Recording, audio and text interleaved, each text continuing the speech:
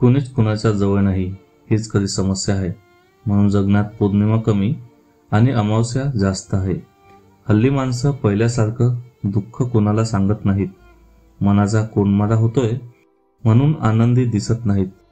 एवढंच काय, एका छताखाली राहणारी तरी माणसं जवळ राहिलीत का? हसत खेळत गप्पा मारणारी कुटुंब तुम्ही पाहिलीत का? अपवाद म्हणून असतील काही, पण प्रमाण खूप कमी झालंय। अपवाद म्हणून असतील काही, पण प्रमाण खूप कमी झालंय। पैशाच्या मागे धावता धावता दुःख खूप वाटायला आलंय। नातेवाईक व कुटुंबातले फक्त एकमेकाला बघतात, एखाद दुसरा शब्द बोलतात, पण काळजातलं दुःख दाबतात।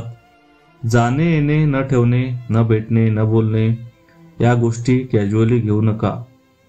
गाठी उकलायचा प्रयत्न करा, जास्त गच्च होऊ देऊ नका। धावपळ करून काय मिळवतो याचा जरा विचार करा। बँकेचे अकाउंट भरण्यापेक्षा आपल्या माणसांची मन भरा। एकमेकाजवळ बसावं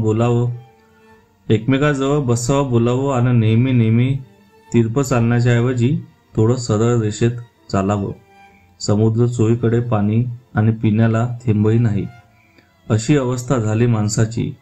यातून लवकर बाहेर पडा। चर्चा करून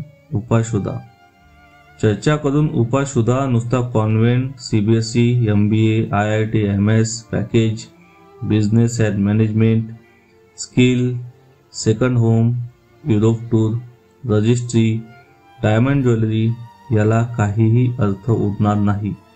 माणसं अन माणुसकी नसलेली घरे अन देव नसलेले देवारे कितीही पॉश असले तरी त्याचा काय उपयोग?